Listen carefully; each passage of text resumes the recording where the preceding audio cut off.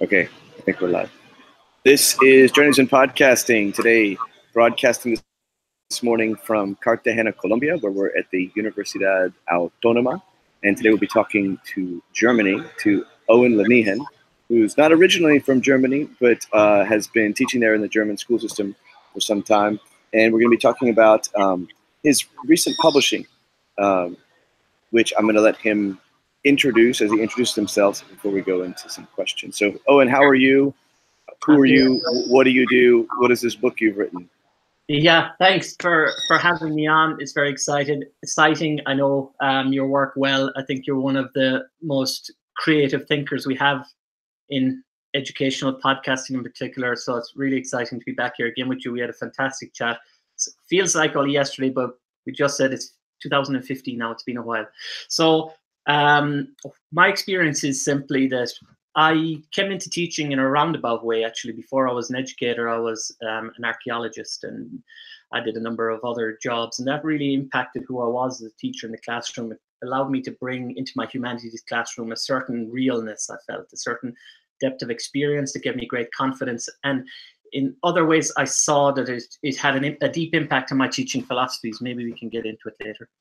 But I taught in middle school humanities at the International School of Augsburg and in the Bavarian International School in Munich. And in 2012, I did my doctorate in the University of Augsburg, and I taught there seminars on internationally minded education, mainly because that's what my interest was, internationally minded education, because I was lucky enough to teach in the international school system. I think the IB system is a wonderful system. And I thought that every kid should have access to an international school and internationally minded education. And very often the only barrier is cash. But what I saw from teaching there is that money has very little to do with the quality of teacher or teaching that is there. Most of the teachers that I was teaching with were just regular educators who had been trained in their national teacher training systems, and there was nothing special. What was the approaches to teaching, how they planned the curriculum. And that's something any school could do. So I went to write my doctorate to produce a document, basically a standards and practices document that would allow any school, anywhere, and any teacher to implement and give kids a similar style education. And what I did with this book is I've taken all of those 10 years experience in the classroom and teaching, and I wanted to give new teachers the opportunity to start off in a confident manner with some of these ideas. So I look at this book, it's called Let's Teach. And the idea of it is that it's a very practical, simple introduction to teaching for new early career teachers. I would say for anyone really who feels they're stuck in a rut or wants to try something new as well. And I think it's just an accessible, and it's not overpowering, not overwhelming. It's a short book, 150 pages. I think you could read it in probably 2-3 hours. And what I've done is I like to think of it as the tip of the iceberg. I'm giving the new teacher all the tools and resources and ideas they need to start first year with confidence, stay in the profession past 2-3 years, which is, the dead zone. So many are dropping out, and also giving them live links this is why I published it as an ebook, giving live links to deepen their learning if they find that there's areas that they want to go deeper into. And I think, Chris, we're talking as well, you'll have seen on a lot of the Twitter chats, and I think just from us talking personally, that no matter how good the teacher education program, teacher prep program, you're not ready to step into the classroom. There's always gaps. Trying to, from my discussions with a lot of educators online, from having worked with student teachers myself, I'm just trying to plug some of those gaps. And this book, I look at it as a support to what they're learning in their university courses, and hopefully it helps somebody. Yeah, when I started teaching in Texas, I taught in World Teach as a volunteer teacher, but when I officially taught in public schools in Texas, Harry Wong's The First Days of School was a godsend. There's someone that's going to actually take you chapter by chapter and tell you, this is how you get to your first year of school. What I see in yours is a great kind of stepping stone and a great growth book. If someone had handed this to me my first year of teaching, things would have gone a whole lot different. I feel like it took me a few years to find the like-minded thinkers around education Twitter exploded things for me. 100%. All of a sudden, like, I knew more people around the world. That when I went to conferences, Twitter knew all these people. You'd find yourself in discussion groups, and you knew half the people in the room, even though you'd never physically met them. And so we'll come back around to that theme towards the end when we talk about how to get through those first 3 to 5 years, how to keep yourself fresh and alive as a teacher.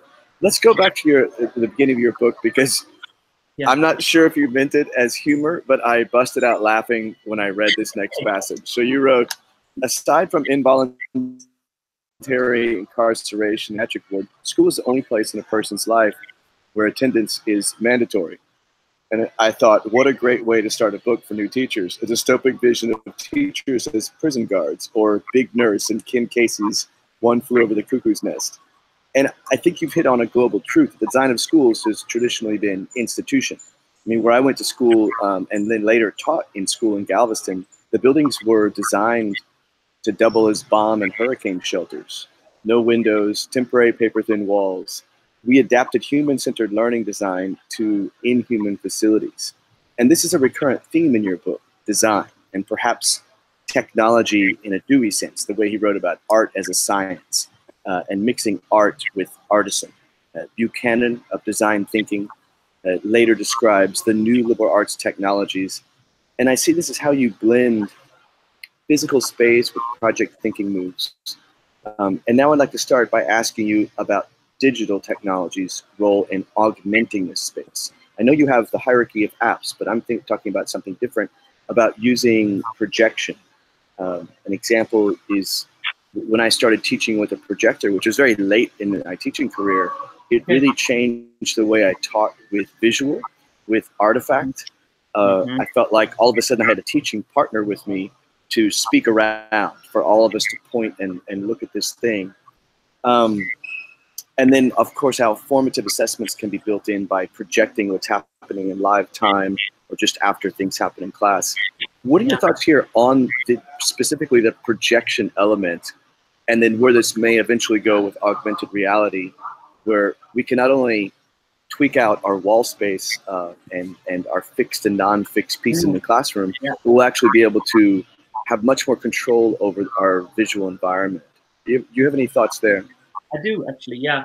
Can I, on one point, you were right. I wanted that to kind of be a brick in the face, to really make people realize, because like you, one of my hobby horses is physical environment. And a lot of the evidence now is pointing that your physical environment does have an impact on your learning, And I like to quote that Salford study, Clever Classrooms, to show that it can have a 16% variance on student performance. That's just simple things like taking into account naturalness, like the light and sound, positioning of desks and visualization and so on. So yeah, I wanted people to be aware that too often our schools look and are run as institutions. And I think we can get into that later, maybe if you want. But also that quote, or that you fed back to me there, that idea that school is the only place that you're forced to be at any given time in your life. If you don't want to work, you don't have to work. If you don't, it's the only time in your life that you are actually, okay, in America, I know homeschooling is popular, but in many other countries, like here in Germany, you can't be homeschooled. You are literally forced to all sit together, regardless of who you are, where you come from, your background. So in that sense, the teacher is very profoundly the most noble of all professions. You have such an impact on how society is shaped, literally. So there's a bit of a duality there as well. Anyway, I won't start rambling because, I like to ramble. But anyway, to go back to this idea of projection that you were talking about, I like to think when we're talking about technology, and we spoke before about the idea of essentialness of apps and technology. I'm a big believer. I like to adapt technologies, but I'm very careful in what I use and why I'm using it. It has to be essential to the lesson. It can't be a tack on. I'm not going to build a lesson around an app. I'm not going to try and allow myself to get caught up in any fads. You mentioned this idea of how we plan our room with, and you mentioned a process wall, which hopefully we'll get a chance to unpack. I won't go into it because we talked about it before in the previous podcast. I hope we get to talk about it again. But just when you talked about projection, the first thing that came to my head there was, The most important space in a room to me is this idea of the process wall, where we can map how a project is progressing, where we really tap into the metacognition, through visible thinking, sorry. And one really clever piece of technology, and one that I really enjoy at this phase of a project, is VoiceThread. Something like that. Every kid has a smartphone in their pockets now. At least that's what the data tells us. Varies a little bit from country to country in the West, but in Germany, you're talking the high 90 percentile that everyone has a phone in their pocket. So even just VoiceThread, for example, and I talk about that in one of the chapters of the apps that I would trust and I would recommend. What they do is it allows you to record snippets, photographs, upload, whatever you want. But let's say you record a section of your process wall. You can then send that out by invitation only. It's a safe sandbox app. You can send that out to parents, to kids, everyone involved in your classroom, and they can leave voice or video recording feedback on that process, or they can mark it up and edit it and leave pointers. And so what that does is, I love that technology because it takes the learning out of the classroom. All you're doing is magnifying it. You're allowing more people to take part in that learning. So for example, if you're at a critical phase in planning out a project, let's say you've done a chalk talk, one of these visible thinking routines. The chalk talk is a simple routine where people come, you take out a bit of butcher's paper, you have your core concept or your guiding question in the middle, and you're writing your opinions and opinions on opinions, and you're all expand without saying a word. That's the whole concept. So everyone's voice is equal. The shy kid doesn't get shouted down by the extrovert kid, etc. Then you place that up on your process wall. This is when we're at a phase of going deeper into our thinking on the project. Well, once that's put up there, I think it's a beautiful thing to be able to send that out to all the parents, send that out to other teachers perhaps, and allow them also to chime in with their ideas. And again, you can either print them off and put them on that wall, or you can create a digital archive. So I don't know if that's exactly, onto what you're talking about, but I do see certain things, ways like that, that's my projector. But see, I grew up with, in Ireland, we grew up with whiteboards and overhead projectors in every classroom, Go back a little further and it was blackboards and overhead projectors. You go back before and it was just blackboards. But for me, I came out of that environment, and just as no teacher would, especially maths and science teachers, would want to go into a classroom without an overhead projector, well, I don't need it, but I wouldn't like to go in without my phone in my pocket, and that ability to be able to immediately invite that kind of feedback from the wider community and from experts. Because it's not just, if I'm here, the kids are building this on their process wall, I can just send a link from that VoiceThread out to you, out to anyone who might be an expert in this area that we're talking about, and get instantaneous feedback on what's happening, and on expert opinions and thoughts and ideas thrown in with our thoughts and ideas. And I just think that kind of thing that's the future that we are living, because I think we can peak and go too far. We can start thinking about virtual reality and things like that. But there's the point, like, for me, is in that case, being able to bring in experts, being able to bring in people who have a right to be there, the parents who want to see their children's learning process as it's happening right in front of them. See, that's a very rich experience for me. And I don't know about the future of education, but I do hope that it's essential. And that's what I mean by essential. Yeah, no, I definitely hear you with the VoiceThread, and my experiments with the app has been more like, why aren't we using this all the time? Even the way you can design it with the thinking moves, where each slide could be a different phase of the thinking moves. Mm-hmm. The asynchronous, synchronous connection, where kids can still add to it from home, parents can add to it. Yeah, and again, it's like one of the fears that a lot of people have, especially in the middle school and upper school years, is that when we lay out visible thinking like this, maybe, for example, might as well just say it, I had a principal who, she would assess my performance based on how many notes my kids had in their notebook for my class. So obviously that's stacked in favor of the direct instruction lecturer, writing on the board furiously, kids writing it down furiously afterwards. It doesn't matter if they understood that information. It doesn't matter if they were involved in any way in that. If they can apply it, if they can recall it, none of that mattered. What mattered was, is there evidence? And the evidence was simply reams of notes, but it's no good. So again, with something like VoiceTrade, you can keep everybody happy, because you can just, by taking these photos, by getting those expert opinions, you can then archive and create a digital archive as well. This is a big part of what I was trying to get at, was this kind of secondary orality that our media technologies have now afforded us. That now we can capture elements of the dialectic, for example, that before would have been very invisible to people unless they happened to be in the classroom at that moment that it was happening. I did, even before we projected, I used just a video recorder.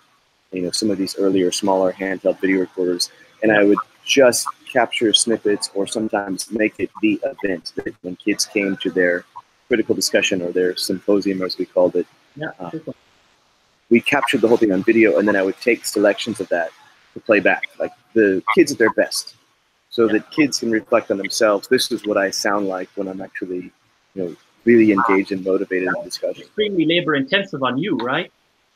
Yeah, but the other thing that I played around with is something called clip critiques. So kind of like your idea of VoiceThread, but where you're capturing different small oral moments. Clip critiques is just where you take your cell phone out of your pocket and you might snap some pictures in class, or you might take some 10-second video clips. And then as your intermission in the middle of the lesson, or as you're checked out at the end of the lesson, or the next day as you're going back into it, you might simply play one of those on the overhead, on the projector, and then have that start discussion. So talk about like getting right back into the moment, or capturing kids at their best. Now you can kind of curate the way we do the best. At the end of a lesson, where you might do a checkout on a post-it or something like that. Well, that's the ultimate check-in, isn't it? That's a great idea of bring back and to try to keep it like whatever your technology is for projecting from your phone.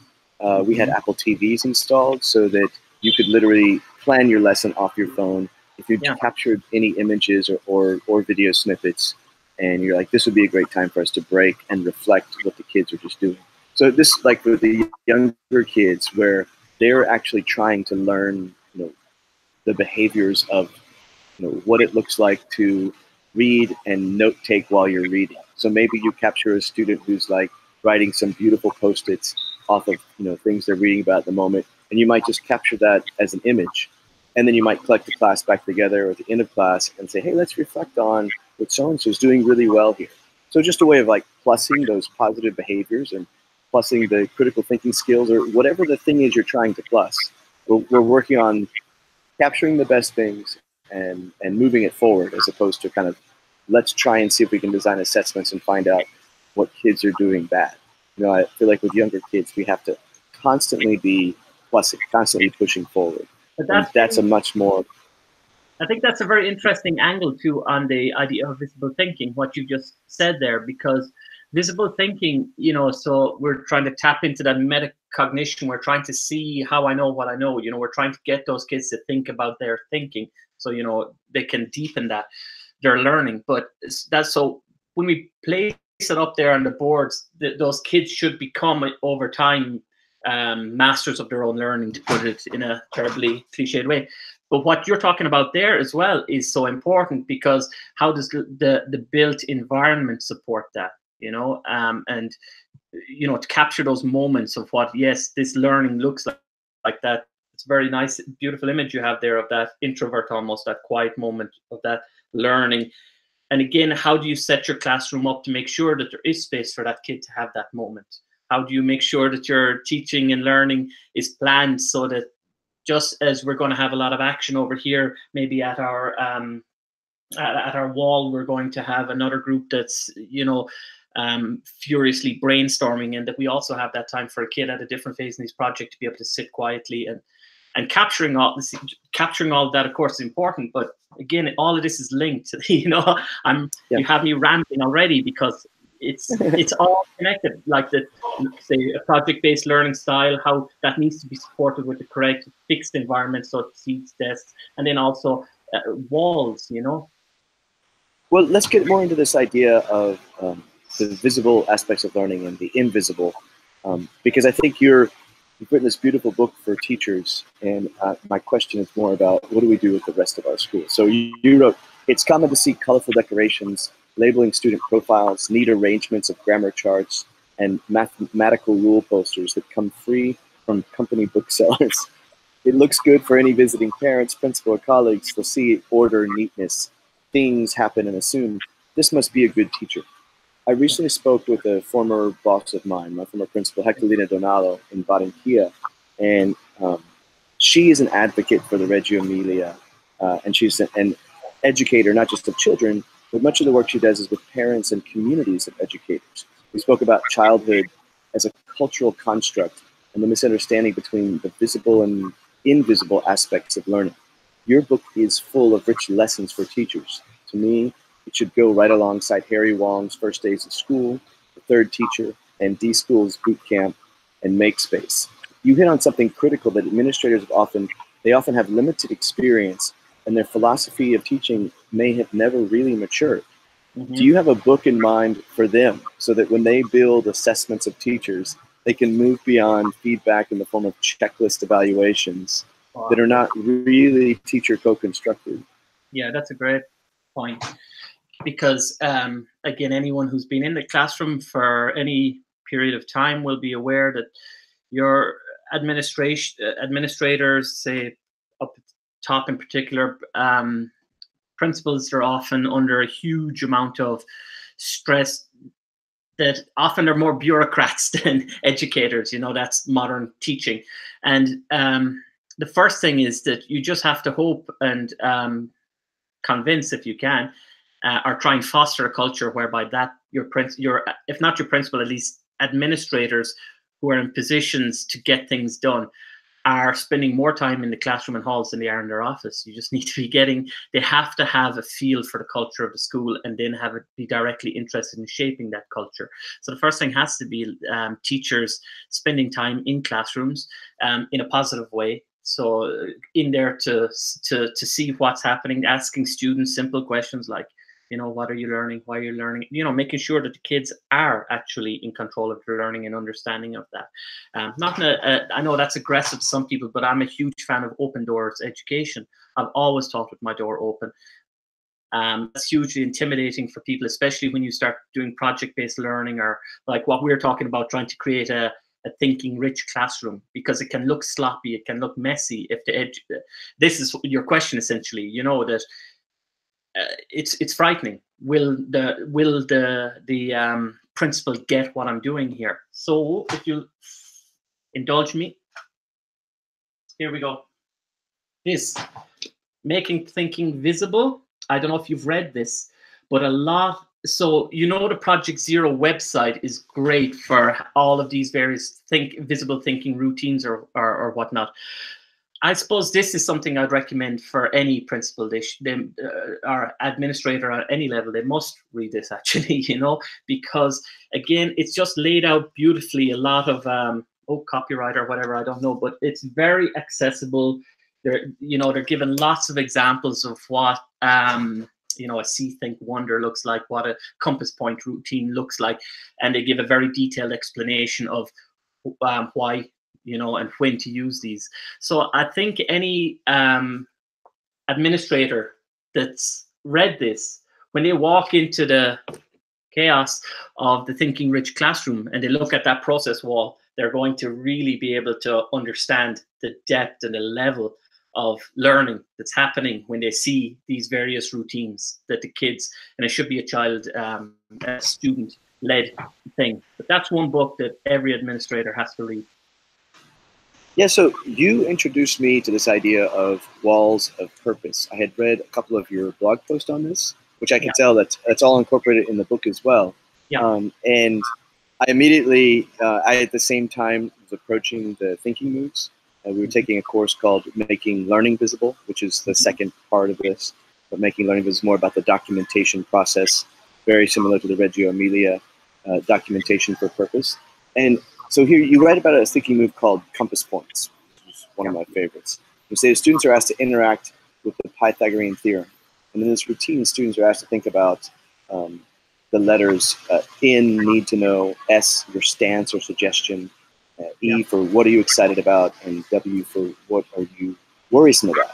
Since we spoke, after the podcast the last time, I applied this north, south, east, west as a checkout formative at the end of class, checking in the next day with blow-ups of student comments. So I would literally take the Google Sheet they had checked out with, find segments of text that were going to really launch us into the next segment, and that would start our connection the next day if you nag your lessons or whatever your set of activities is to get kids refocused. And then what I was shocked at is this also doubled as a kind of litmus test for their social emotional learning. When you ask kids, what are you excited about? What are you worried about? Well, all of a sudden, now you have a document, an artifact, and we use the same sheet checking in so that you could actually see over time, wow, this student is leaving really worried 3 days in a row. We need to do something about that. So it gave you this pulse of the classroom. You're the first person I've seen apply this toolkit in this particular way, connecting space to purpose. I know that you've podcasted. You have a really beautiful podcast session. I forget who did it, but you talk about space and narrative in Ireland, which is really amazing. I was wondering, how did this process come about? How did you start immediately seeing, I'm going to take these thinking moves and I'm going to code the room with them? Oh, okay. So that's a long story. So interestingly, Creekmore, I just want to write down his name because I want to give the man credit. Because, okay. So you're asking essentially, so where the root of all that came from. Well, like you and like any educator, I think there's a certain, I think we're driven in a certain way by a lot of our own background, our own beliefs, and where we come from. And one of my very formative periods in my life, I suppose, was I actually started out as an archaeologist. My undergrad and my master's was in archaeology with a heavy slant on ethnography. And the master's was in landscape archaeology. And essentially, it's all about how humans interact with their landscapes and how it influences us and we influence it. And I really took that with me into the classroom, you know. So first, obviously, I had a very strong sense of people, or a connection to people, which is obviously a good trait to have in an educator. But then I suppose this was very strong, this sense that our built environment, or our natural environments, have a huge impact on us. And that brings us back to what we started with here, and that, you know, that brick to the face kind of introduction I gave to the book is that, yeah, our environment does matter, and more the science of the classroom is catching up with what we know in other disciplines. So this is a great, this is a great book. I'd highly recommend it as well. Environmental Psychology, it's called, by Robert Gifford. That, again, is one of the very few books where I've seen this really practical, and it's in the book, I've referenced this as well, but it's a book where they've really taken from architecture, archaeology, the social psychology, and looked at the impact this can have on education. And I think well, that's not specifically for educators. I was fumbling around in the classroom and trying things out, and then I came across that book, for example, and said, aha, great, I am on the right track. So that's what I mean. I think a lot of us educators have those aha moments. We know we're doing something that feels right, but we go, is this just me? And then you find something that supports it, and that's fantastic. The other big moment for me in the classroom that helped was when I came across this gentleman, Creekmore. He came up with this idea of, in a room, you generally have 3 walls, because one is windows, right? So you have 3 walls to play with. One is an important source of natural light, but the front wall, if you're in a direct instruction classroom, should be an acquisition wall. He says, because all heads are facing it all day long. That's the wall that's going to have the greatest influence on your students. So that's where you should introduce them to complex theories and things like that. Just have something that you want them to take in through repetitive viewing, say. And then at the back, he had a social wall, which was where, you know, the students should have this space to express themselves and to grow as a community. And then the longest wall, usually, right, along the side, he had that as a maintenance wall. And that's, you know, I think speaks of his time and maybe that direct instruction approach, this idea of maintenance. To me, it speaks of flashcards and just remembering something for an end of unit summative assessment. So I thought that wall, I love the idea, and that wall should be more a process wall, in keeping with, you know, project-based learning or an inquiry approach, or any approach really.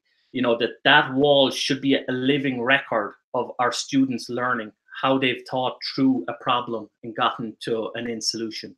And so, yeah, I guess my background as an archaeologist led me, I was looking for these things in my classroom. I understood from archaeological, and these helped me make that connection to the educational environment. And like I say, that study out of Salford, I was really happy to see that coming out, because there was a number of studies that showed that light and color and things were important. There's one that's often quoted. It's a study, the importance of color, and how they painted a jail cell in Texas pink and give them all the prisoners pink bathrobes and fluffy pink slippers, and violence decreased. But I think that was debunked. That was just more of it sounded good. But there are a lot of studies that showed color, for example, like the color orange leads to a more calming environment, more smiles, things like this. But they weren't terribly reliable. But this study, Clever Classrooms it's called, and again I referenced in the book, out of Salford, was the first major study that showed that all of these elements, the natural environment, stimulation through color and sounds, all of these can have a profound impact on how students learn. So another topic that you kind of talk about is just this idea of freeing up your classroom walls. And this is something I have done with teachers at the beginning of the year, and it led to the throwing out of just gobs of large pieces of furniture to make all the walls approachable spaces so that they can become interactive spaces. Because usually the first thing we do is we push those bookshelves, we push that desk, and everything gets pushed up against the wall so that it's not really an accessible space. But when you can walk up to it, then all of a sudden your wall is like a giant screen. You can do whatever with it. I want to talk about this idea of empty space that you wrote, that students are not to be overwhelmed with large blocks of text that are uninspiring and impenetrable, or poster work that is simply cleverly disguised note-taking. By using the visible thinking routines, everything placed on the board is deliberate and has a specific purpose. You're speaking to a really global problem here. I've co-taught for a few years, and I stifle the urge in every room to declutter the whole room. Yeah. Take what's there, the large format flashcards, and make them interactive technologies. I recently visited the Philological Library in Freie Universität Berlin, where the entire library is a brain. There's no question about the purpose of entering such a space. This is what I want our classrooms to reflect: visible teaching philosophies, including the understanding that silence, cave time, and reflection also serve in a purpose in a learning trajectory. Just like there's a reason that we all cram into these spaces together, that distributed teaching and learning should be visible constructs. How do you have this chaos with purpose? What's your advice for decluttering? How do you, Marie Kondo, spark joy, the learning space? Yeah, I totally hear you. This is something that I thought a lot about as well. And I know it might sound overly simplified, but I think most teachers can just look in a classroom, an empty classroom, and know exactly what's happening there. And that's just from your layout. This is clue number one. Are we all talking about isolated desks all facing this way, so we can make a number of inferences? This is direct instruction.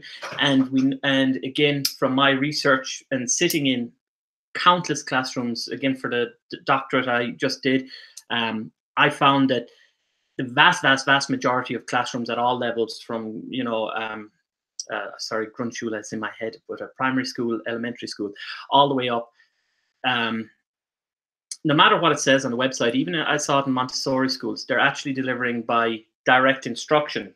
But here's the problem: they're not actually even delivering direct instruction, they're lecturing. And that's what you're seeing. You're seeing all these desks forward, and you're all eyes on me, and I'm going to talk and you're going to listen. you can, you know, that's your first clue, but your second clue is, yeah, what you're seeing on the walls. If you're looking at a classroom wall, and I mentioned this in the book, but there's a couple of things that make me uncomfortable. One is if you walk into a classroom that's perfect, it's gorgeous, it's a beautiful thing, but you know damn well that was the teacher who did that, and they put a lot of effort into it, and they stayed back a long time to make it beautiful. But that's their room. It's expressing their personality, and it's expressing their views on education and learning, but it's not telling me anything about whether the kids have learned. And again, that was a test I did. I was lucky enough, again, over the course of this doctorate here and where I'm living in Ulm, I had access to 600 students across 4 different schools in one area. It was high migration, low income area. And so it was a fascinating study. But anyway, you'll see it in the book. I give 2 pretty stark pictures. Now, one is quite beautiful looking, and one it looks pretty raggedy, and you know, just it's like any parent who has kids knows it. It's just, you know, scribbles here and the point is, I asked the kids which room they liked more, and I ranked it on a scale of 1 to 5. 1, they didn't like it at all, and 5 being it was, you know, they loved it basically, and both ranked around the same, 3 and 3.1. But the beautiful room that was done by the teacher was 3.2, I think it was, something like that. There was a bit of daylight between them. And the one that was totally student-led. But you know, you would, if you looked in, you would say, "Whoa, it's not the prettiest, is it?" The kids were happier in there. And why? Because it was their work, and they did it. They made it beautiful to them. And it was fascinating to look at. And you see things like there's very little up high in a kid-centered room. It's all down here at their height, you know. It's all low down. You see that they have their own way of organizing things. They have their own way of thinking about what should go where and why that's important. And that's a fascinating conversation that needs to be happening between that teacher and the kids. And again, that goes back to this idea of metacognition, or a process wall, or thinking about thinking, learning about learning. Why are you doing that? You know, why does that go there? What it should be a symbiotic thing between teacher and learner, you know, this process. And so anyway, these are your 2 vital clues when you walk into any classroom: desk orientation and what's on the walls. When you that kind of beautiful teacher classroom, well, the middle and upper school version of that is the you know, these posters that have just massive chunks of information that are aimed, designed so when a principal or somebody walks by, they go, "Whoa, yeah, lots of stuff happening here," and keep going. But again, they're just glorified flashcards. The information is too dense, and a child would never interact with that. Once they've written it down and put it up there, they're not interacting with that again unless they have to for a summative assessment at the very end. So it's a dead thing on a wall, you know. They don't have to, and they're not going to interact with it. So the 2 essential things there to me are, there's no right or wrong setup for your classroom. There's only the setup that works for the approach you're using. If you're using a project-based learning, so an inquiry approach, and again, that's even, you know, just an umbrella term. It's going to depend on the project or whatever. Essentially, your classroom, it comes down to a way teachers think. A lot of teachers think of their desks and chairs as immovable, fixed things. But people in the inquiry classroom, or teachers and students in the inquiry classroom, see them as very flexible, and they're there to be moved around very quickly at any given time, depending on what stage of the project you're looking into.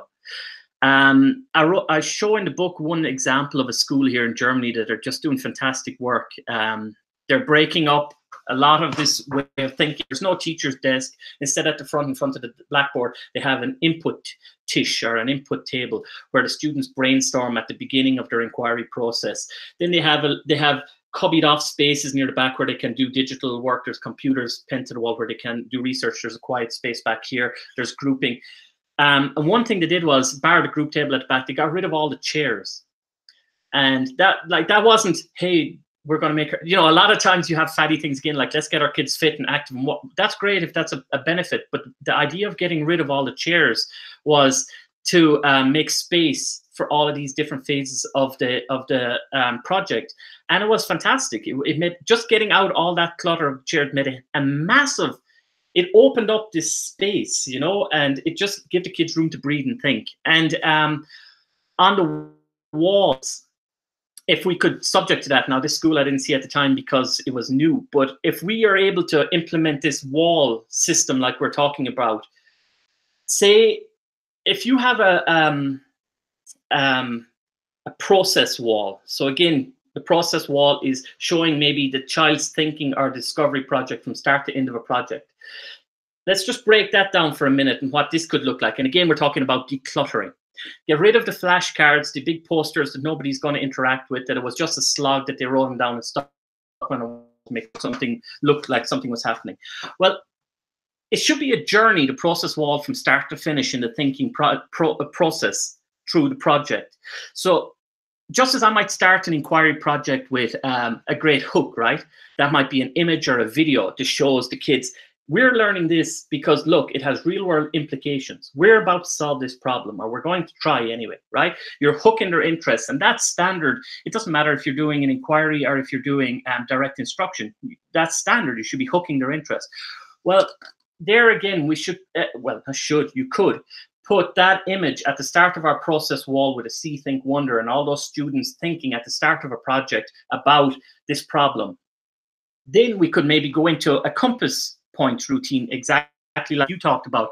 What are my, so the N need to know. So to have something real at the end of this, to solve this real world problem, what do I need to know? Where are the gaps in my learning? You know, what am I nervous about right now? So we go around our compass point. And then from that kind of introductory thinking phase of the project, we can get into the deeper stuff. We can get into the real meat of the project that's happening at our teamwork desks, maybe that's happening at our research center over here by the computers. Things like, again, a chalk talk, for example. A chalk talk is a great way of breaking down big concepts. There's another good one, what makes you say that? That's where the teacher will probe with the students. And what you're trying to do is get a personal theory from students and getting them to support that with evidence. So this is where we're getting deeper into their learning. And again, by putting it up on the board, we're getting them aware of how they're thinking and learning. That's, again, there's another one, a claim, support, question. It's a similar idea where the students are forced to take a position, make a claim, support it with evidence, but then question it also. Say, what are the biggest... so you see there that there's these visible thinking routines, which are really aimed at getting into the meat of learning, getting into those deep questioning. So that would be like your central section of your board. And then at the end, you would have... I used to think, now I think. You know, that's bringing a full circle back to our compass point. I was nervous about, but now how do I feel? I didn't know, but how did we solve the problem? Or no, we knew we needed to get this ground information before we could answer our guiding question. Well, how did that work out? So that whole process wall is documenting all of these questions, all of this learning, and it's making it visible for the kids to reflect ongoing throughout the process. And that's just the thinking and learning element. I mean, then it gets exciting when you have to produce a real world artifact or something, if you're putting an inquiry-based approach. So if they're going to build something or do something, you sketch out all their designs. I mean, that it can be as big or as small as you want that wall. But the main thing is that you're constantly reflecting, and the students are constantly aware of why they're doing what they're doing at every step of the inquiry process. And often that's not happening in classrooms, and it's certainly not happening where I see these flashcards plastered on the wall. So I think I painted a very stark kind of... No, I think you've done a very positivist approach to education. This idea of, well, I'm hearing a couple of things. Let me bounce these off of you first. Is that you approach education as ethnographer, as anthropologist, meaning that you look at space and an artifact becomes key. Just like if we were to uncover a lost civilization, all we have to work with is their space and their artifacts. We don't actually have visible some of the rituals, but what you're, I think, talking about is making ritual visible. Like if you're to walk in a room, how is the process of learning a visible thing, as opposed to the teacher knowing that this is my criteria of accountability. I have to have this many posters on the wall, and people know that when the administrator comes through with the checklist, they've already tweaked out their room. I've got my bases covered. I'm doing what I'm supposed to. And the system verifies all of that. They get a good evaluation. They can go through their entire career honestly believing that they are the perfect educator because all of the data is telling them that. The other side, they don't. Yeah, Sorry, go ahead. because you're making it very clear as well, and I think it's terrific what you're saying, because that model, again, just what you're talking about there, where, and every teacher knows this fear. I mean, all been there. That thing of, yeah, that they're plastering their walls so that when the head looks in, they go, yeah, learning is happening here, tick, tick, tick, like you say. But you know what's so interesting about that? Nothing is ever made explicit in those kind of environments. Like, you don't have conversations about how do we know we're learning. You know, we don't have any. I would much see that's what you want with that open door policy. You want to invite in the principal. They should be captivated by what's going in. They should be going, you know, okay, what are you learning about? Oh, and that's an element I left out actually. Something that I would very strongly do recommend, and I say it in the book, is when you're structuring your process wall, it's very important to have clear headers. So, you know, your guiding question over the top of your whole wall, let it stretch right out there so anyone who looks in here knows what our inquiry is right now, and then break it down into subheadings. This is this idea of decluttering. I mean, I was at the worst. I was so unorganized when I started teaching. I was just all about the clutter. I was the worst. But what I found going through this process is that everything you do becomes intentional, and I think that's what you were talking about actually initially. That idea of decluttering and making everything essential. So start with that first heading, which introduces anyone who's walking by, even catches one glimpse. They go, oh, that sounds interesting. You're going to bring them from the hallway to the doorstep. The next one, you should have these smaller headings that are breaking down the phases of learning. And then at the very end, instead of those blocks of text about information that we need to know or have, that should be done through visual organizers, graphs, things like that break it down into information, bullet points, images. And boom, the evidence. Let me point to a great book here. We all hear about John Hattie a lot, and see, this is where I am. I'm trying to also bring together. I feel, especially in England, there's this polarization between progressive education and traditional, and I feel that very often these are they're split through political lines into what may be seen in political terms as conservative and Democrat or progressive or whatever. And but this guy, sorry, now I'm holding these up, but I just want to give him the fair credit. I mentioned them all in the book anyway. Dean, Hubble, Pittler, and Stone, Classroom Instruction of Works. It's a good book, and what they do there is they break down. Now I've lost my thread because I went for the book. What was I saying about them? Well, lost my thread completely. No, that's okay. We were most recently talking about the thinking loops, but making sure that all this is visible on the wall. Sorry, correct. Thank you for reminding me. But anyway, they stress clearly that this idea of breaking chunks of information down into visual graphics and whatever, this has a very high impact on student achievement. So what I'm trying to do is, in this process wall, is implement good science, implement the evidence-based theories there as well, while simplifying and while exploring, you know, deeper thinking. Because I think a lot of people see it as kind of this duality. You know, there's, in the post John Hattie era, a lot of people have rallied to it's all about science and evidence, and then a lot of people are saying we need a more progressive model of students, but I don't see them as clashing at all, and I think it's too often set up that they should clash. One reinforces the other, and they do different things. John Hattie, for example, the clue is in the title: impact on student achievement. So we're talking about tests, results, scores, whereas inquiry has a much broader remit here. We're talking about soft skills. We're talking about communicators, the things that all of these employers, top employers, say they want in students. You know, they want people who can communicate. They want people who can work in a team. So I look at these things as reinforcing each other. Sorry, that was the point I wanted to make.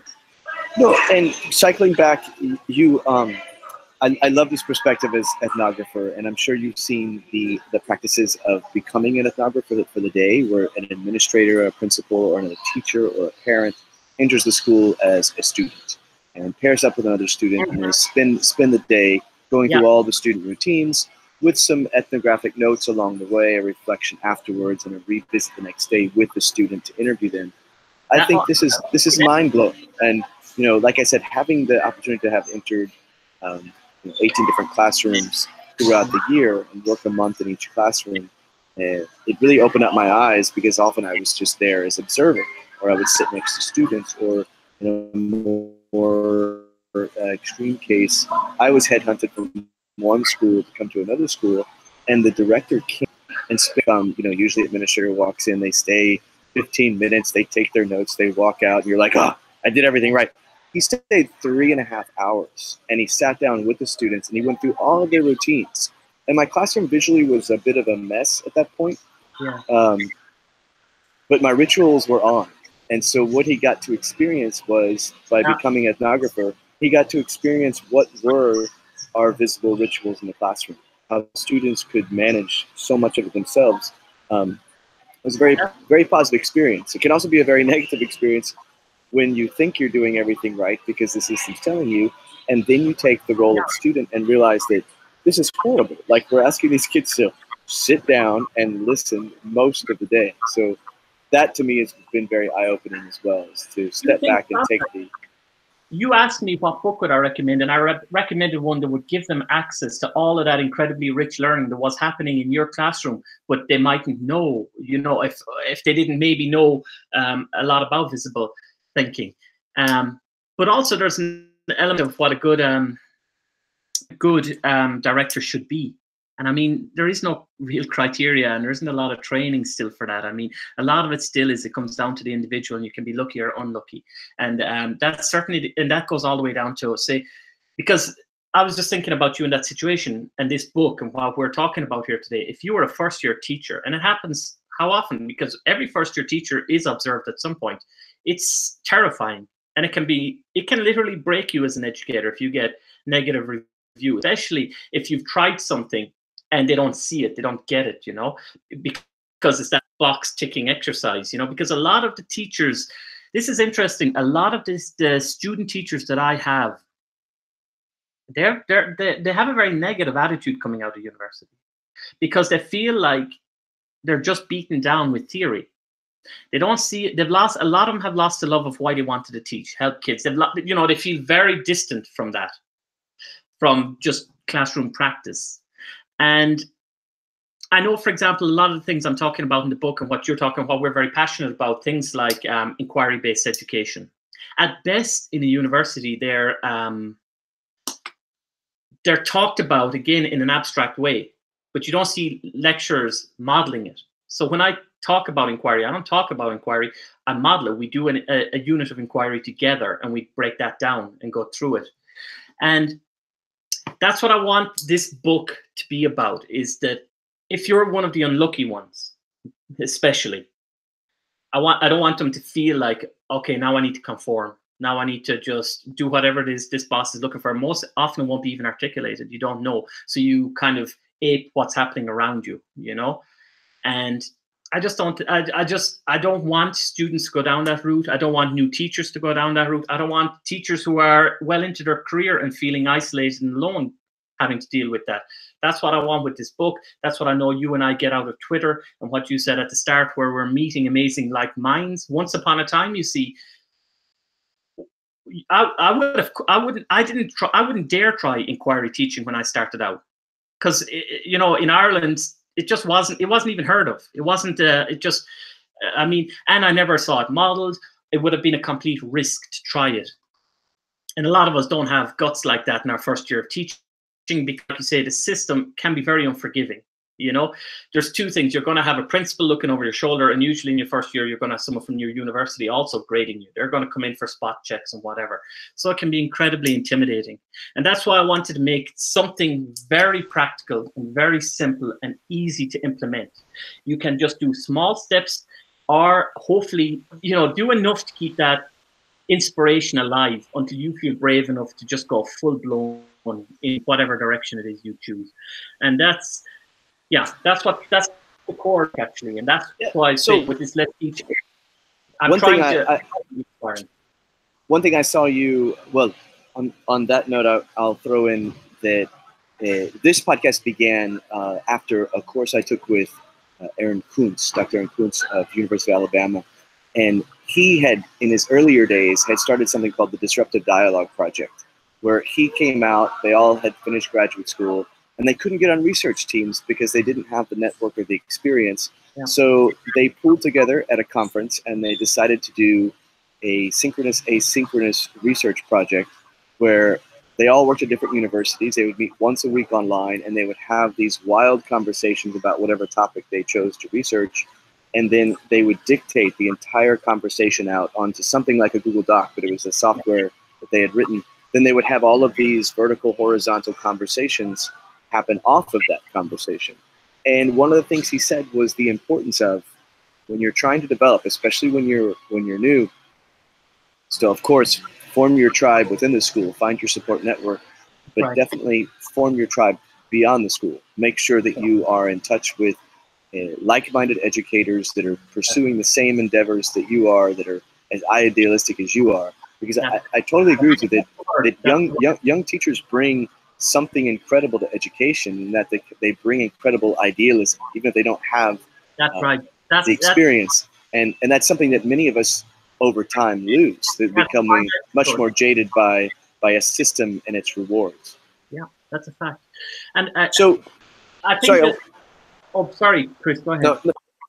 But that is something I'm very passionate about, like, because I've seen it. I've seen a lot of that. There is that moment in every early teacher's career where they're going to feel like, do I take risks and trust my instincts, my professional instincts, or do I conform? That often happens, you know, and that's a soul. You're not going to stay in teaching very long if you conform like that, you know, against your will, against your instinct. Then it becomes very easily a paycheck, and that's not everybody. I mean, I'm talking about what I'm hearing back and what I'm seeing through thousands of Twitter chats that I've been on.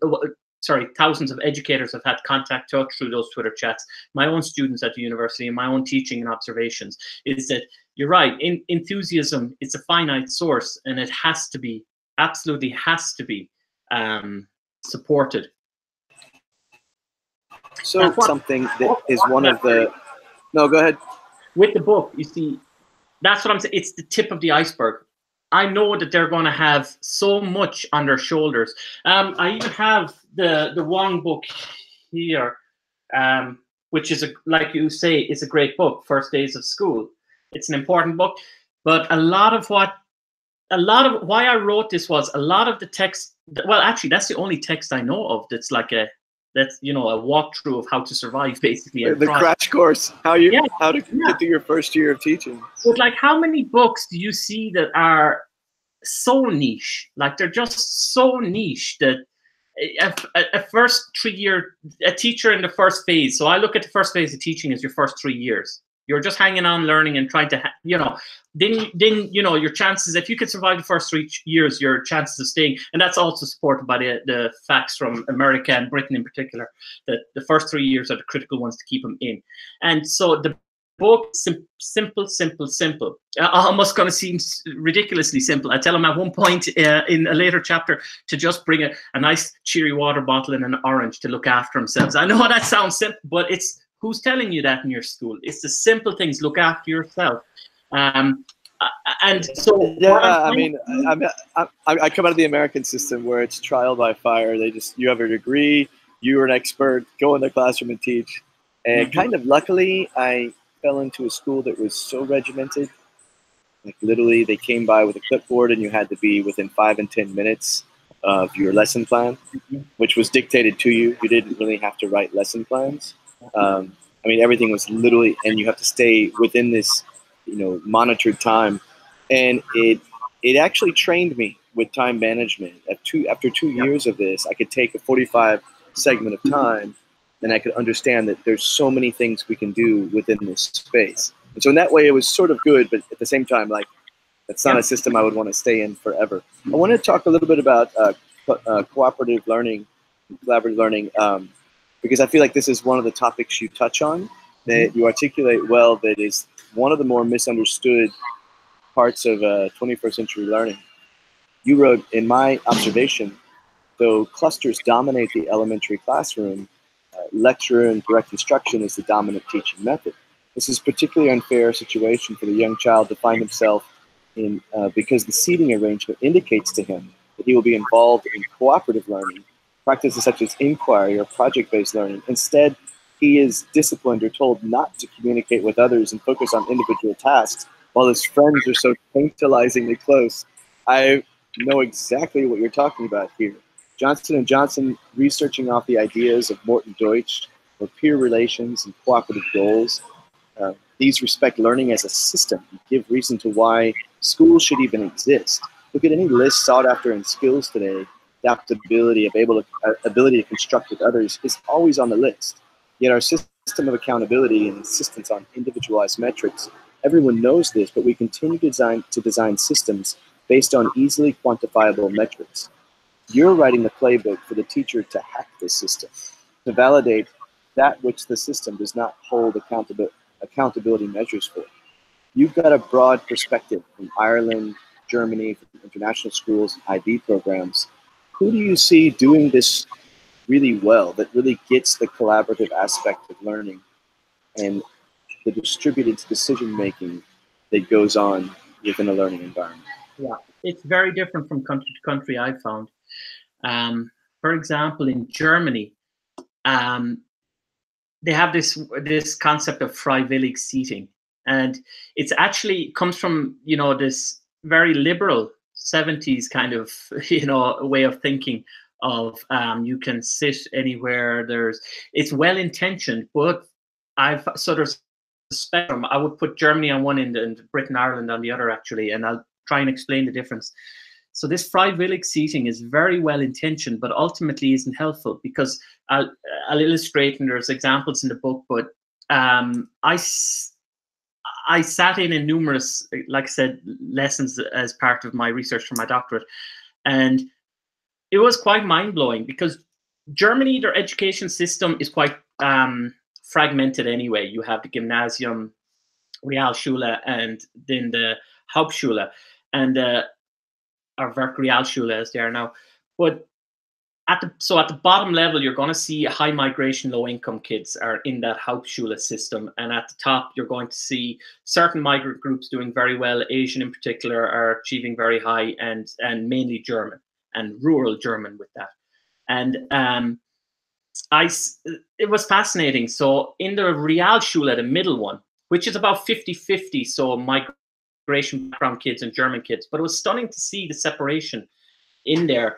It was literally all blonde Dorf, little town, village German kids on this left side of the room. It was a grade 10 class, so there were about, 14, 15. And on the right, it was the United Nations. It was literally every ethnic background. Like I said, the study area was high migration, low income. But even within that, the divisions, like you had Turkish, Russian, Kazakh, Iranian, so on, that it was so segregated. And I thought this was so fascinating. And I asked the teacher afterwards, wow, that was amazing the way, it was so segregated. And she said, what? She had no clue what was happening, because again, and if I asked, push deeper, well, it was freiwillig. They can say what they want.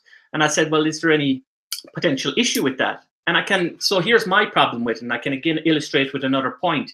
In the Hauptschule, and this is one we talked about, I think, before, I remember 3 conservative Muslim girls sitting at the back of the room.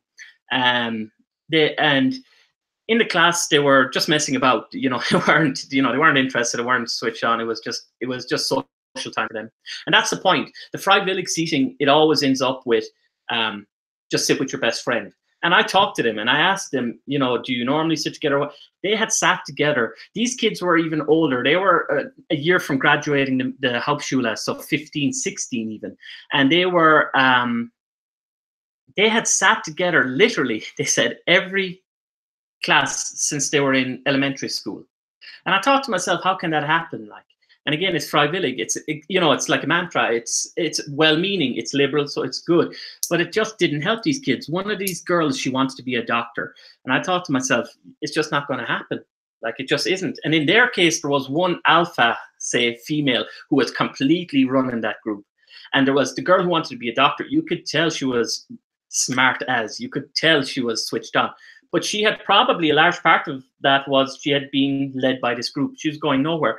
Now, in some cases, of course, when you get into that, there are cultural differences. And again, this is not a reason why we need to, in some cases, I found from there in this particular area, a lot of the girls weren't expected to go on to higher education. It was just a norm in the household. That's a different story. But the point was that you could go through, in any of these schools, you could go completely through with zero contact to any other way of thinking, zero contact to any other race, group, you name it. And I was blown away by that. I thought, that's not good. You know, that really is not good. And especially when you combine that with poor group work or teamwork. So when, again, they were all direct instruction, which was actually lecturing, and they were all in little rows, one row or two kind of sitting beside each other. And group work was turn to your partner and discuss. So all they were doing was talking to their best buddy, going back X number of years, and all they were doing was talking about the weekend. You know, in most cases, that's literally what I observed. And so they were abusing group work. These teachers were giving group work a bad name because, again, and it's bugging me, and I would like to be able to come back because the name, it slips me now. But when I think of, you know, group work and teamwork is a very specific thing, you know, and there's different models you should use, but again, it needs to be deliberate. And so that, you might know the name, it's bugging me now, Chris, sorry. But you know, this idea of storming, forming, norming, performing, and adjourning. So there's very clear steps in what group work looks like. So that idea of storming is chaos because, hey, you know, we're all together. But then once you make clear expectations of what each person's role in the group is and what the outcomes are, well, then that should develop into forming, where people sort out those roles and what their responsibilities are. Then norming, okay, we get over any clashes we're having, we're butting heads, we're moving towards getting the job done, and that's performing.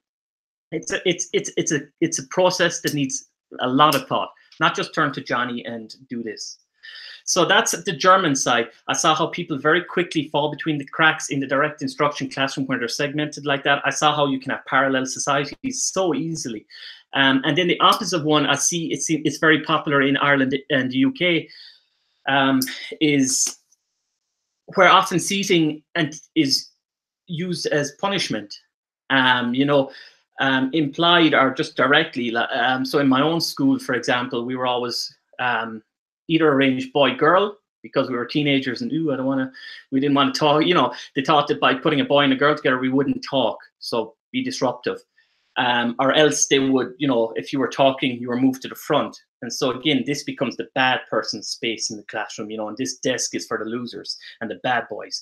And so it's punitive. And so I see even now it's very common on, there was one that sticks in my mind in the UK Ed Chat a particular day that really I was very uncomfortable with.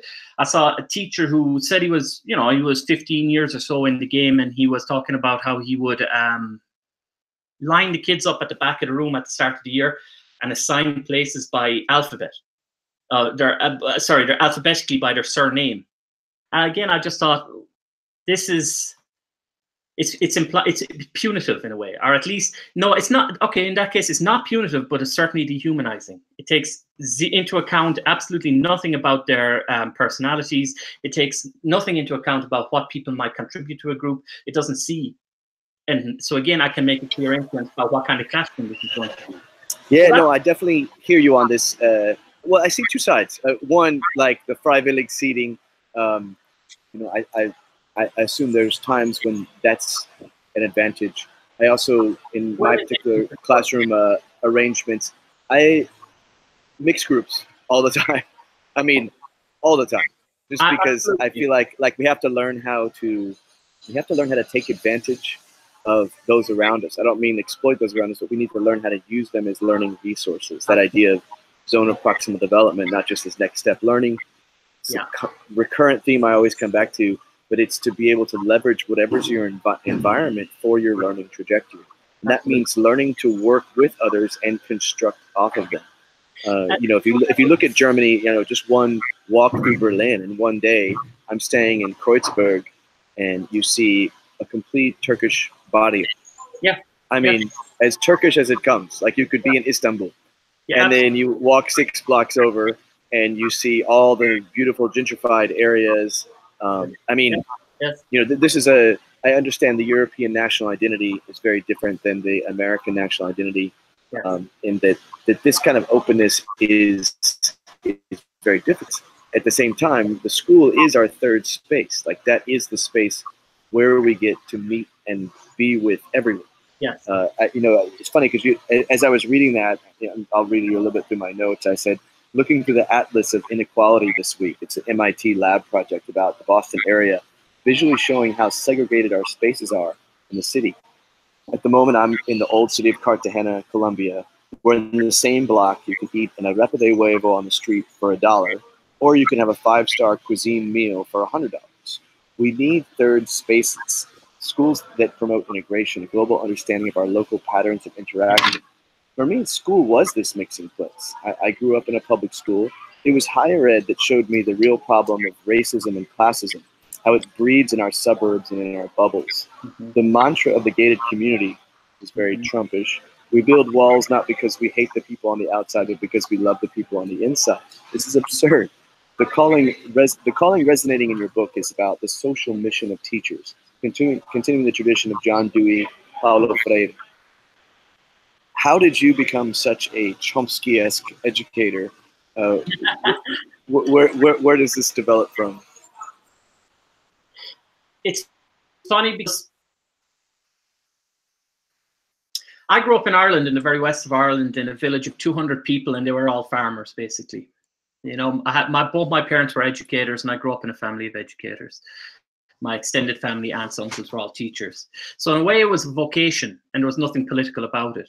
And you know, and you see now that education is becoming very political, and it's becoming polarized, like society is.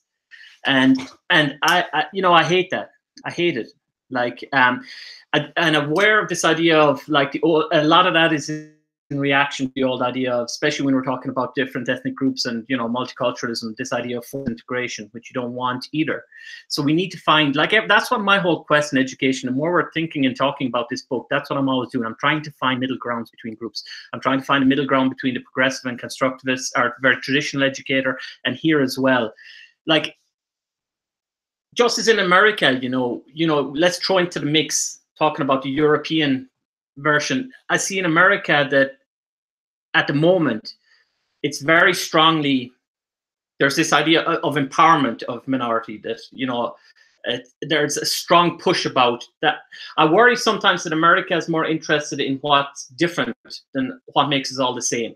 And that's something that I very much look into. And here in my studies, so again, as I keep saying, high migration, low income, I sent out a form to parents, and it was very interesting to see back that out there was something like 120 different nationalities in a tiny area that's probably 2 square kilometers. It's a high-rise area, and you know, the furthest by a long way, what everybody wanted was solidarity, and these were all the top 10 words, like, and that's in the book: solidarity, cooperation, understanding, things like this.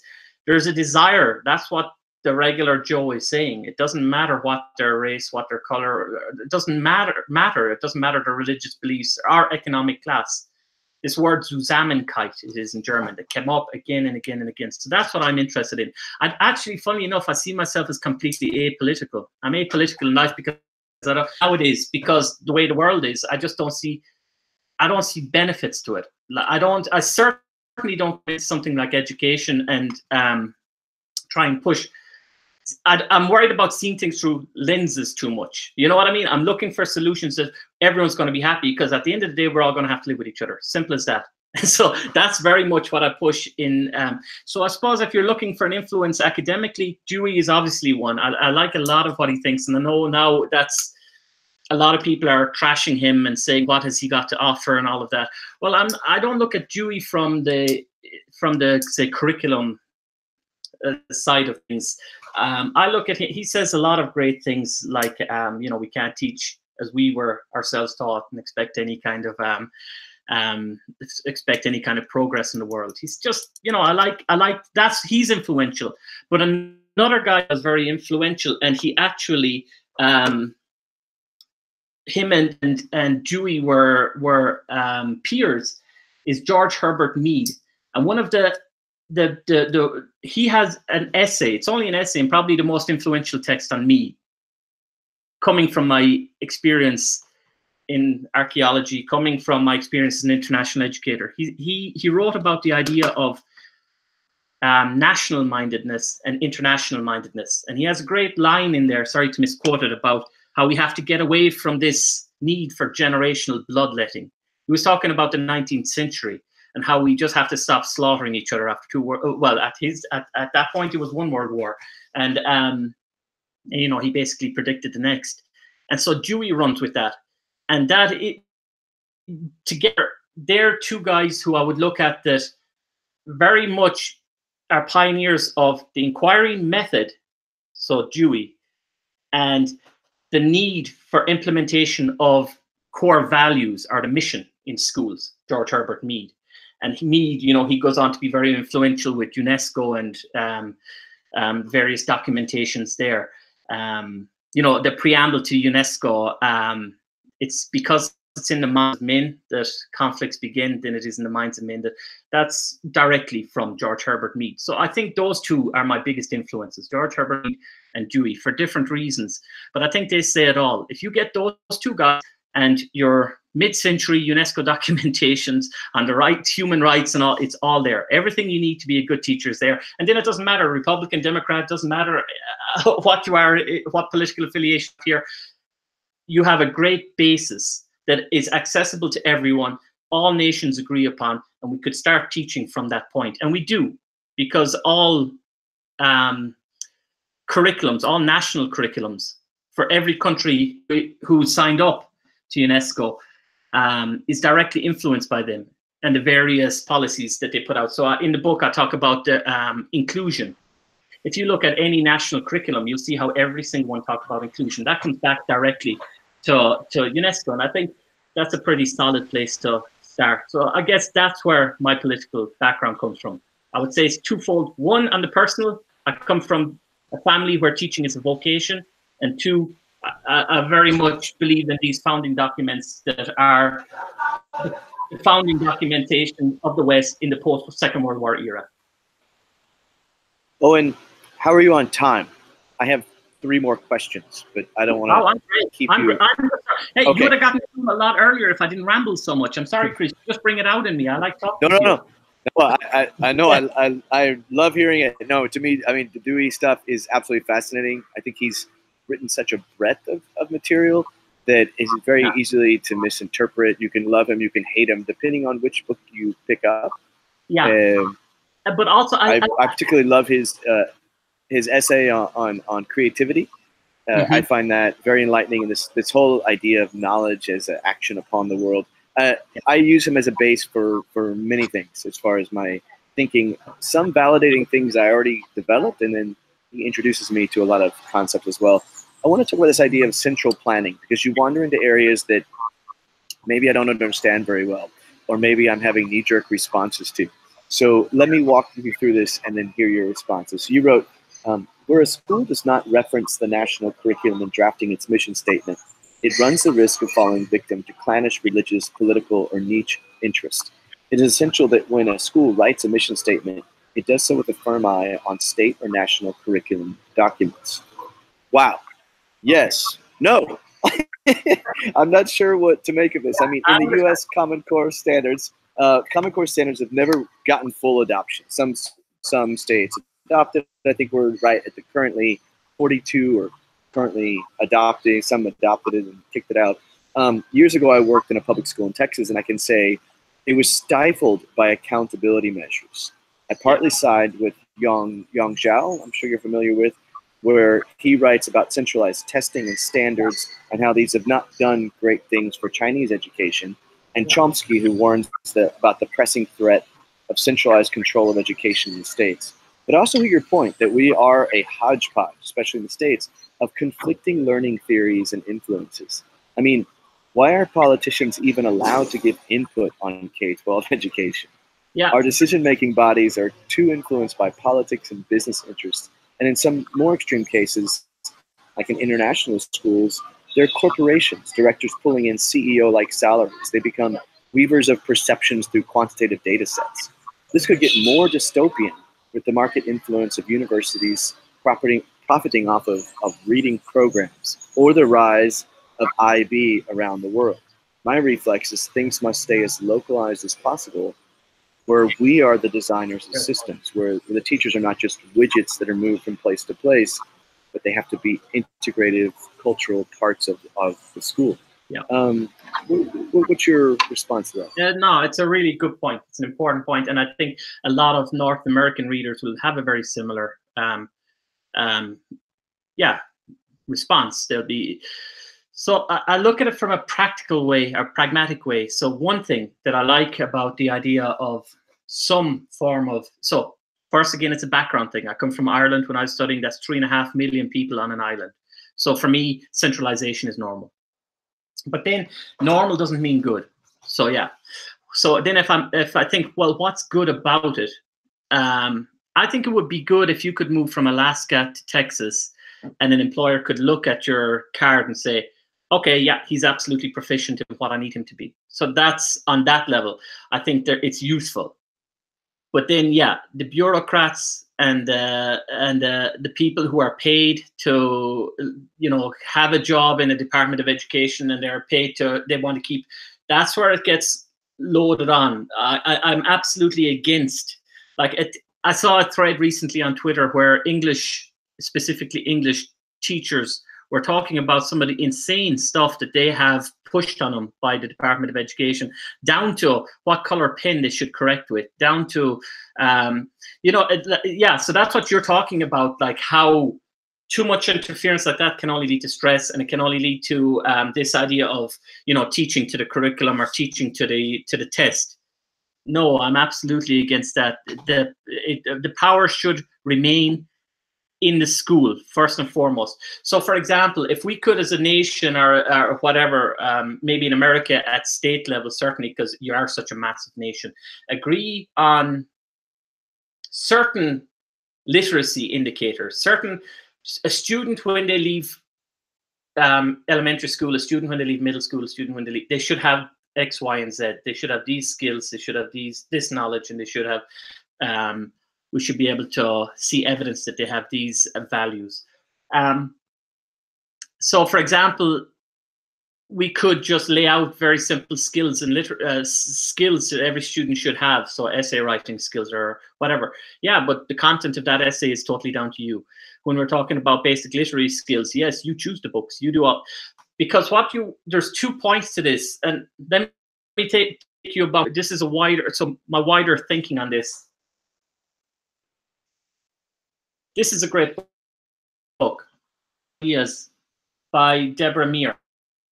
Remember, she set up that incredible school in New York, which was completely failing. It was in one of the poorest boroughs in New York, and they got all of their kids basically into university. So what a lot of people don't see after the amazing story of what she managed to achieve there in Harlem was, once she retired, the school went to crap. And that's because she was terribly charismatic, but she didn't centralize anything. She didn't leave any documentation, or there was no wider network from which to compare. So it's 2 things there. Is one, I like the idea of, and that's why I've included a unit planner in the book, is I like the idea of leaving a trail of breadcrumbs that's going to help new teachers who come along later. When you come to a new school and you have nothing, it can be very intimidating, and you don't usually have time to develop a curriculum. So it's very nice to have documents there. But also it's nice then to be able to compare these with schools from outside. So that for 2 reasons. One, for collaborative projects, and 2, like I say, for this idea of just on a global level of seeing how people stack up across a state or a nation. But like I say, I don't want to get into a PISA type situation where, which I hate, where you have just this, it becomes about prestige. It becomes all policies and all teaching are towards certain outcomes. I wouldn't have any outcomes at all mentioned. What I would say is very loose regulations of what quantifies basic literacies at grade 1, 2, 3, 4, 5 up a lot. So I'm absolutely Yeah, with you on keeping the power in the school with the teacher. yeah, like what attracted me to international schools originally was this incredible freedom to grow and construct and become a designer of a learning experience. I thrive in that area. I mean, that to me is the greatest thing. Then you can start doing what um, more of a high-tech, high-type environment where you unlock your passion, which communicates to students. So if I'm a guitarist and I'm a drummer, I can make sure that those are somewhere in our literacy development, and that language development is going to be alongside these things. Um, Whereas that becomes much harder as you get things more rigid. And what we've been witnessing in Colombia and the international schools of late, say over the last 8 years or so, is this increasingly adoption of the scalable model of bringing in programs, of bringing in workshops, of bringing in accountability measures that are that were not necessarily there before. And what they've seen is they've really bit themselves in the rear is that their test scores over time have dropped. And now, parents are upset because the local national test has dropped, Stanford tests have dropped.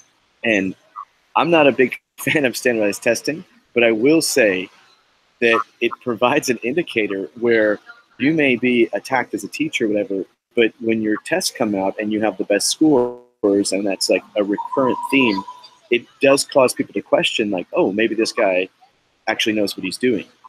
And so I do understand that test scores do have a role to play. They're not something that we should ignore. It's that when they become the end-all be-all goal, and it extends into the reading program, and we're taking accountability measures in tighter and tighter packets, I think that's where things get kind of dangerous. Jumping to your idea of planning templates. Oh, sorry, do you want to say something? Yeah, just what's there, because I think we're both quite big on what you're talking about. Just when we start talking about standardized tests and things like that, again, I'm very wary of the effect that, Hattie and this new drive towards evidence-based teaching has had, that again, it's all about that end product. But again, now all these guys are great themselves, Hattie, Dylan William, and all these guys, they all talk about how important formative assessment is. And again, that's a theme throughout the book. And I think that's something that you're very passionate about. And I think that's something that in the long run will have a greater impact. And that's definitely done in the classroom. And that's definitely the teacher's prerogative. And again, so something jumping to your adoption of Grant Wiggins, or your adaptation of Grant Wiggins' planning template. Yeah. Of course, Grant Wiggins is the backwards design, or understanding by design, not backwards. I was really impressed. And so in your version of Grant Wiggins' planning template, you've divided mission, skills, and knowledge into sections. And I immediately saw this looks a lot like the new generation science standards, where there's cross-cutting concepts, science and engineering practices, and disciplinary core ideas. I have previously sketched out something similar as we were looking at ISTE student standards, new literacies, Common Core, and I've even put specific tools, both digital and thinking moves, onto the same grid. My question is this: while I believe in predictable planning systems, I also think they shouldn't be used all the time. Space for more open-ended project work lends itself to interdisciplinary studies, learning products over grades. Some work needs to be planned over larger segments of time, not 45-minute segments. Tighter loops of formative assessment, non-invasive, playful assessments could potentially negate the need for so much dependence on testing. Now I get it. As a first-year teacher, I definitely needed to know and follow a system closely. But I learned time management, how to squeeze every hour for what it's worth, as I mentioned. But I also know that if I continued teaching in that environment, I would never have developed into other kind of project methods. Yes. What are your thoughts first for first-year teachers, and then as teachers that are ready to become designers of experiences, and then for master teachers? What are your suggestions for how to work through those planning templates? That's something I had to think about very carefully when I was designing that. And that's why I was lucky to talk to Grant Wiggins before he passed, and have really, good conversations about where I was going with this. And I think he appreciated what I was trying to really bring out there was the mission element. Because like I say, it doesn't matter what curriculum in the world, it's usually broken into three, elements, and that's your mission, skills, and content. And the mission element is usually forgotten about, or it's not taken seriously, because if I'm looking for evidence of something being taken seriously, I'm going to sit in the classroom and I'm going to try and draw a clear line between the mission statement and what's happening in the classroom, and that usually doesn't exist. And again, from the evidence I was able to gather from the classrooms and my conversations with teachers, something like 40% of teachers, or 44% of German teachers, claim to use the mission statement while planning lessons. And I wasn't able to see evidence of that. But okay, let's say that's 40% of students, 44% of students in any school that's given access to the mission statement of their school. So why are we here? Why? What's our purpose really for being in school? And or at least 1/3 of that. And what I tried to do with that planning document was show how to actually plan to make this happen. So just as I talk about, I forget now, I don't have it in front of me, but my exact way of breaking it down was what skills will be learned, how will I be able to use it in a different context, and so on. Basically that metacognition, again, that deep learning. What am I learning? How do I know I'm learning? And how will I be able to transfer it? I'm implementing that as well for the values element of the curriculum. And that's what's different about this document, and that's what's different ultimately about great schools like Deborah Mears. They planned for things like that. That's what makes the IB, or initially, like you say before, maybe more red tape and bureaucracy and money came along. That's what made it great initially, was that it was a truly student-centered approach to teaching and learning. And that's what I've seen, and that's what I've seen from my research. That's what I've seen from my experience. That's what I've seen from my observations, from my own teaching, is if you don't plan for it to happen, it won't happen. Now, that's one element. The second element, to speak directly to what you're talking about there, is you need a document that you can, because it's going to depend. Again, like I say, I want to try and cater for everybody, because I don't know their situation, their school. I want to give them the confidence to drive on in whatever way they want, but I also want to just cover them so they feel confident when they go in the classroom. The second element there is that this document can be used individually, but it's best used in collaboration with other teachers. And I illustrate that with the example of an art project that I did with the students. Now, unfortunately, I was in a school environment at that time where it wasn't really welcome, this collaborative approach. So we did a thing on World War I, and I was very lucky to have amazing parents who helped out with it. So I was a humanities teacher, and I wanted to study World War I, but I wanted to make it, relevant, and I wanted the students to reflect on, basically reflect on it in a human way, try to access it in a human way, and look at how we can prevent future conflicts. I wanted to try and get that, make something of it.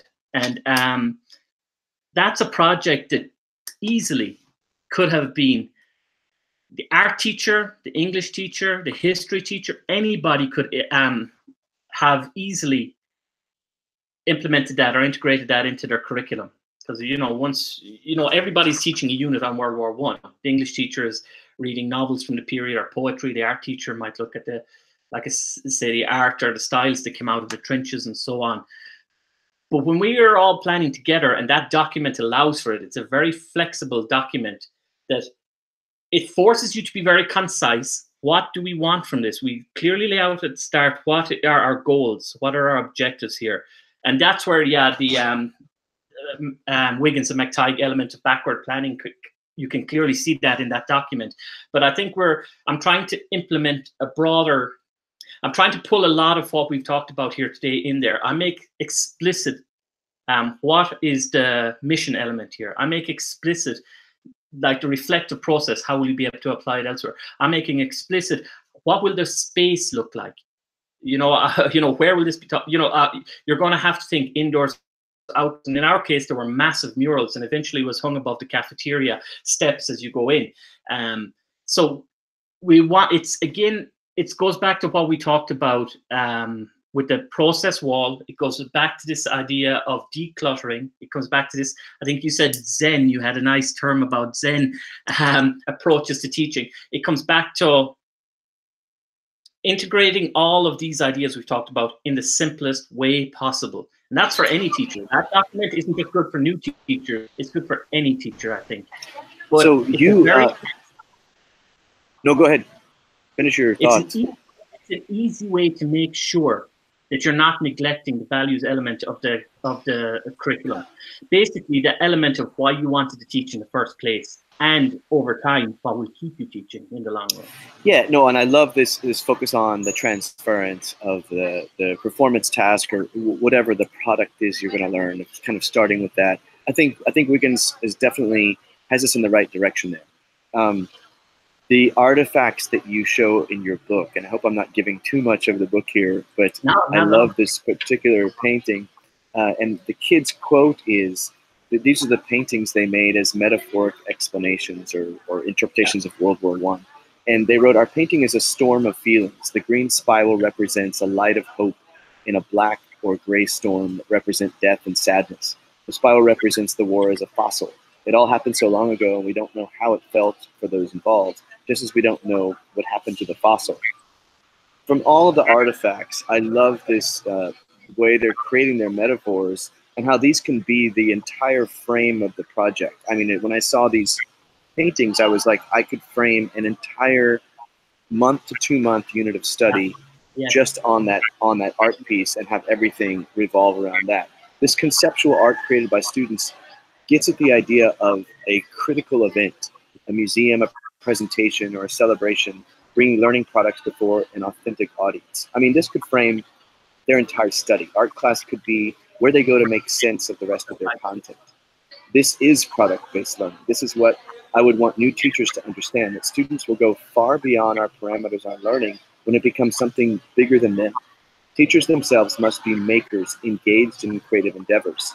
That is the passion part that transmits that I spoke about earlier. To quote Larry Rosenstock, who is the CEO of, or the former CEO of High Tech High, giving advice to new teachers, he says, "Don't think that you have to be anyone other than yourself. If you have a particular strength like music or art, use it." Yeah. You're largely talking about the same thing. High Tech High is not something that can scale. They've tried it and they immediately reverted back to just one school, saying that they just want to be a point of excellence and there's no point in trying to copy it. What is your advice for new teachers as far as this idea of connecting their passions? Do it. Like I said, I feel I was successful because I brought the realness from my archaeological background into the classroom. There's no question that made me a better educator. Can that be replicated? No, because that experience. What's your experience? That's what's going to make you stand out. The kids smell it. Like I was bringing artifacts. In fact, I don't have it here, but I was able to, bring the archaeologist tool, worn down from scraping, all those tales from the dig site when we're talking about medieval history. And I was part of the dig that found the oldest toilet in Ireland, and I have the photos from it. Like one of the guys on the dig, he had the misfortune of finding it. It was in a slaughterhouse outside the town walls in County Galway, where I went to uni and worked. And he put his hand in and to the toilet. It was corporalite. You could see it's basically fossilized shite, and he had to go off and get tetanus shots and all. But you tell a kid a story about finding Ireland's oldest toilet, and history comes alive, and it's amazing. And it's the same. Whatever your talent is, bring it. It brings a level of authenticity to the learning, and education is so much about those interpersonal contacts. I mean, anything like that's going to make you human and authentic to them. They love it. There is no question. That's so important. Oh, and I think the last time we spoke, I ended on the pleading with you to write the book of the educator as ethnographer, as anthropologist. And I encourage you to do so. I think it's a fascinating perspective. And I think it's a course or a degree that should be offered, that schools and education needs more of this perspective of ethnography.